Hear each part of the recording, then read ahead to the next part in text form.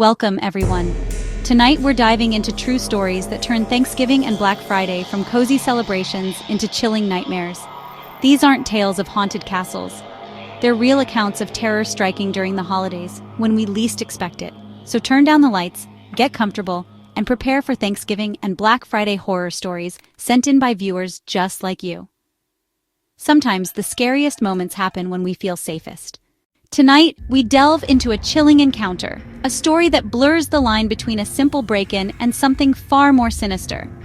This account comes from Chloe, a young woman who, at the tender age of 17, experienced a night that would forever alter her sense of security and leave her questioning the shadows that lurk just beyond the periphery of our everyday lives. The setting was Thanksgiving, a time typically associated with warmth, family, and gratitude. The festive meal had been enjoyed, the dishes cleared, and the comforting drowsiness of a tryptophan-induced slumber had enveloped her family upstairs. The house settled into an almost eerie stillness as everyone drifted off to sleep, unaware of the unsettling events that were about to unfold. Chloe, however, wasn't quite ready to succumb to sleep. Seeking a moment of solitude, she retreated to her ground-floor bedroom, the soft glow of her phone illuminating her face as she mindlessly scrolled through social media, lost in the digital world. Little did she know that the tranquility of her private space was about to be shattered. The house was silent, a silence so profound it amplified every creak and groan of the old structure. It was in this stillness that Chloe heard it, a faint metallic click emanating from the kitchen, a sound that instantly pricked her senses and sent a shiver down her spine. It was a sound that suggested something was amiss, something out of place in the quiet domesticity of the sleeping house. Instinctively, she paused her music, silencing the digital noise that had been her companion. She held her breath, straining to hear any further sounds, her heart beginning to pound in her chest. The silence stretched, thick and heavy, amplifying the anticipation and dread that were beginning to creep into her mind. And then, it came again, a distinct and unmistakable sound. The subtle but terrifying sound of the doorknob turning, followed by the unmistakable scraping of the deadbolt being manipulated from the outside. It was clear. Someone was trying to enter the house. Panic set in, a cold wave washing over her. The realization that someone was actively trying to break into her home, her safe haven, was paralyzing. The sounds of the intrusion grew more insistent, more aggressive, each click and scrape ratcheting up the tension. Frozen with fear, Chloe could only listen as the sounds of forced entry escalated. She heard the distinct snap of the lock finally giving way. The tumblers defeated, the barrier breached. The vulnerability of her situation crashed down upon her. The back door creaked open, the hinges groaning in protest as it swung inward, revealing a sliver of darkness that seemed to swallow the light. The sound was deafening in the otherwise silent house, a stark announcement of the intruder's arrival. Heavy footsteps entered the kitchen, each footfall deliberate and ominous, shattering the illusion of safety and replacing it with a palpable sense of dread. The intruder was inside. The footsteps moved with a chilling confidence, traversing the kitchen and then proceeding into the living room, the very space just outside her bedroom door. Chloe knew she had to act fast. With a surge of adrenaline, she scrambled behind her bookshelf, seeking refuge in the narrow space. She huddled there, barely breathing, trying to make herself as small and invisible as possible, praying that she wouldn't be discovered. Through the gaps in the bookshelf, she watched in horror as a tall, shadowy figure moved confidently through the house, his presence radiating an unsettling aura. He seemed to know exactly where he was going, navigating the familiar space with an unnerving sense of purpose. Strangely, he didn't steal anything, nor did he ransack the house in search of valuables. His actions defied the logic of a typical burglary. He simply stood in the living room, motionless, as if he were listening intently, absorbing the sounds and the atmosphere of the house. It was as if he were intimately familiar with the layout, the nuances, the very essence of the place. Suddenly the figure turned, his shadowy gaze seemingly fixed on her room, as if he sensed her presence behind the bookshelf. Chloe's heart pounded in her chest, a frantic drumbeat against her ribs. She felt as though he could see right through the bookshelf, that her hiding place was no longer a sanctuary. Just then, a sound from upstairs broke the tension.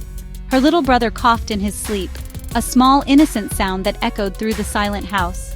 The figure froze, his body tensing for a moment before he abruptly retreated, slipping back out the back door as quickly and silently as he had come.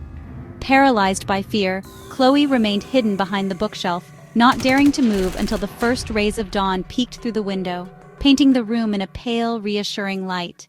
When she finally emerged from her hiding place, she found the back door still ajar, a chilling reminder of the night's events. Upon closer inspection, she noticed fresh scratch marks on the door lock, evidence of the forced entry.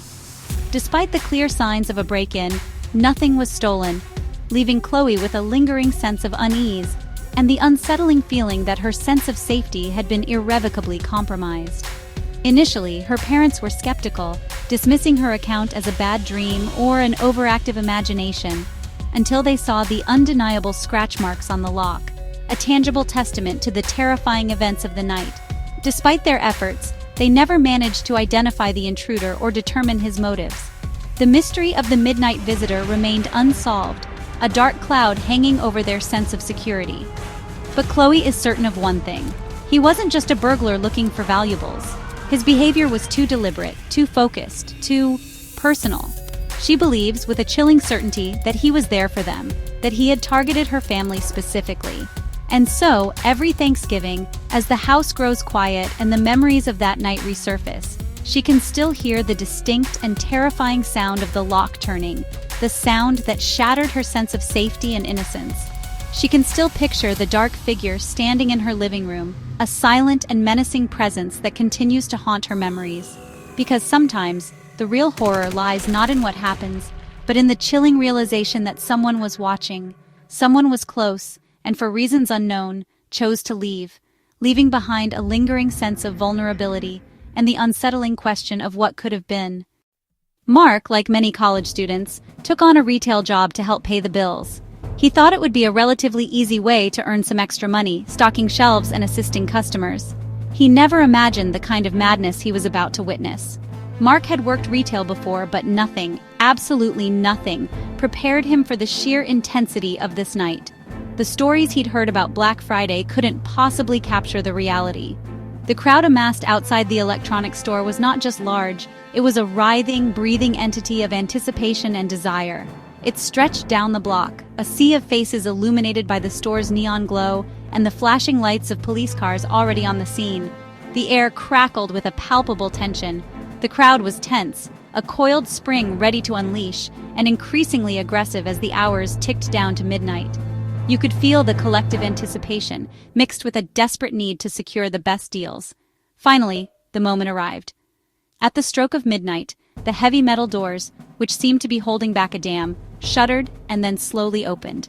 And then, all hell broke loose. Chaos erupted as the crowd surged forward, a tidal wave of humanity crashing against the store's defenses. The crowd surged in, a relentless wave of bodies, completely overwhelming the meager security force that stood in their path. Security guards were knocked aside like bowling pins, their shouts lost in the roar of the mob. People, driven by the primal urge to save a few dollars, trampled each other underfoot in their desperate pursuit of discounted deals. The floor became a treacherous landscape of fallen bodies and discarded belongings. Mark watched in disbelief as shoppers, normally rational human beings, devolved into something else entirely. They fought tooth and nail over televisions, wrestling each other to the ground for the chance to snag a discounted screen, shoving, screaming, insults hurled like weapons. The air was thick with desperation and the raw, ugly side of consumerism, and, chillingly, ignoring those who fell. People stumbled, tripped, and were simply left behind, stepped over without a second glance in the relentless pursuit of bargains. An elderly woman, frail and vulnerable, was knocked down in the chaos and trampled by the uncaring mob. Her cries for help were swallowed by the roar of the crowd. Mark, horrified by what he was witnessing, tried to help the fallen woman, reaching out his hand in a desperate attempt to pull her to safety. But the mob was unstoppable, a force of nature indifferent to individual suffering. He was pushed and shoved aside, his efforts futile against the overwhelming tide. Merchandise was destroyed, ripped from shelves, and trampled underfoot. The pursuit of savings had become more important than the products themselves. Displays toppled like dominoes, sending products crashing to the floor in a cacophony of destruction. And in what felt like mere minutes, the store, once neatly organized and stocked, became a war zone, a testament to the destructive power of unchecked consumerism.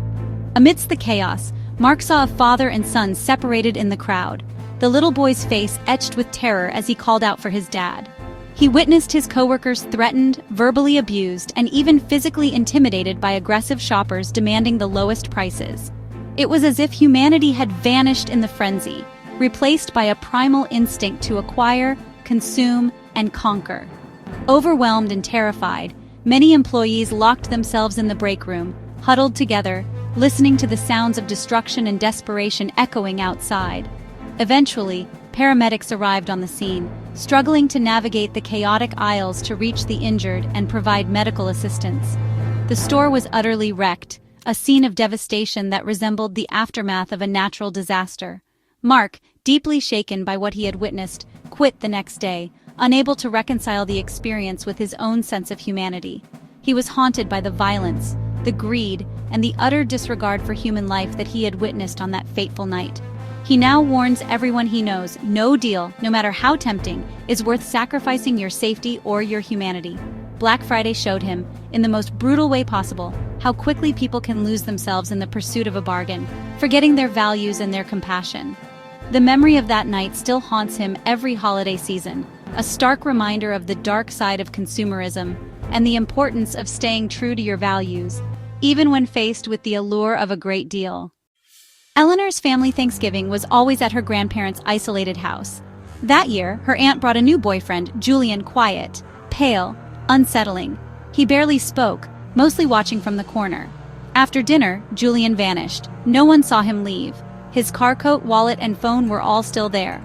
The family searched the house and the snowy woods, no footprints, no sign of him. His phone went straight to voicemail. The festive mood was gone, replaced by dread. Police were called, but found nothing. Julian's information led nowhere, no real address, no job records. It was as if he'd never existed. Weeks passed, then months. Julian was never found. The family was left with a chilling mystery. Who was he? Where did he go? Every Thanksgiving, the shadow of that night lingers. Eleanor sometimes looks out at the woods and wonders if Julian is still out there. The story is a reminder sometimes the people we invite in are the greatest mysteries of all. Jessica, a young college student looking to make some extra money, took a holiday job at a century-old department store. The store, a local landmark, was known for its creaky floors, dimly lit corners, and an atmosphere that felt like stepping back in time. Little did she know this job would be more than just ringing up sales and stocking shelves. She'd heard the whispers, the ghost stories passed down through generations of employees, tales of strange occurrences and unexplained phenomena. Jessica, ever the skeptic, never believed them. She brushed them off as old wives' tales, stories meant to scare new employees. That is, until her Black Friday overnight shift. The busiest shopping day of the year had just ended, leaving the store in a state of organized chaos. The crowds were gone, the registers silent, and the only sounds were the hum of the old building and the distant rumble of city traffic. After the shopping rush, with most of the staff gone home to rest, Jessica was assigned to the third floor, a sprawling space dedicated to toys and children's clothing. The floor felt particularly eerie at night, the silence amplified by the rows of silent dolls and stuffed animals. Her task was simple: restocking toys, organizing shelves, and preparing the department for the next wave of shoppers. It seemed like a straightforward task, but as the night wore on, Jessica began to feel increasingly uneasy. The silence was heavy, almost suffocating. The air felt thick and cold, despite the building's heating system. Then, cutting through the stillness, she heard a child's giggle. It was faint, almost like a whisper, but undeniably there. Startled, she scanned the aisles, trying to locate the source of the sound. That's when she found a porcelain doll lying on the floor, its painted eyes staring blankly up at her. What made it even stranger was that she'd just seen it perfectly positioned on the shelf, amongst a collection of other antique dolls. She distinctly remembered straightening its dress and adjusting its bonnet. Shrugging it off as perhaps a clumsy customer, she carefully picked up the doll, noticing how cold and smooth its porcelain skin felt against her fingers. As she replaced it on the shelf, making sure it was secure, a music box, located on a nearby display table, began playing by itself. The melody was haunting and melancholic, filling the silent department with an unsettling tune. Panic began to set in. Jessica, no longer able to dismiss the strange occurrences, fled to the elevator, desperate to escape the eerie toy department. As the elevator doors began to close, she couldn't resist a quick glance back at the doll. To her horror, she saw the doll's head slowly turn toward her, its painted eyes seeming to follow her every move. Shaken and terrified, Jessica recounted her experience to her manager, David. To her surprise, David didn't laugh or dismiss her concerns. Instead, he told her the legend of a little girl who vanished in the store decades ago, a story that had become ingrained in the store's folklore. He explained that employees often heard faint laughter echoing through the halls, especially late at night, and reported seeing toys move on their own, seemingly guided by an unseen force. Many had even glimpsed a shadowy figure darting through the aisles, a fleeting image of a child that disappeared as quickly as it appeared. Understandably unnerved, Jessica requested to be transferred. David, understanding her fear, reassigned her to work the rest of her shift on the main floor, hoping the presence of other employees would ease her anxiety. But even on the bustling main floor, the strangeness continued, a lingering sense of unease that permeated the entire store. At one point, she witnessed a perfectly stacked pyramid of canned goods topple over with no one nearby, the cans scattering across the floor with a loud crash. By the time the first rays of sunlight peeked through the windows, Jessica was exhausted, both physically and emotionally, and deeply shaken by the night's events. She bravely finished her contract, fulfilling her commitment to the store, but vowed to herself that she would never, ever work another overnight shift again. To this day, even the simple act of passing a toy store gives her chills, a stark reminder of the terrifying night she spent in the old department store. She'll never forget the faint, unsettling giggle that echoed through the toy department, the haunting melody of the music box that seemed to play on its own, or the overwhelming, chilling feeling that something unseen was watching her, lurking in the shadows of the old department store. And that concludes our journey into the dark side of the holidays. These stories remind us, terror can strike when we least expect it, even during times of joy. Have you ever experienced a holiday horror? Share your story in the comments. If you enjoyed these tales, subscribe for more true horror. Until next time, stay safe. And remember, sometimes the scariest things happen when we feel most at home.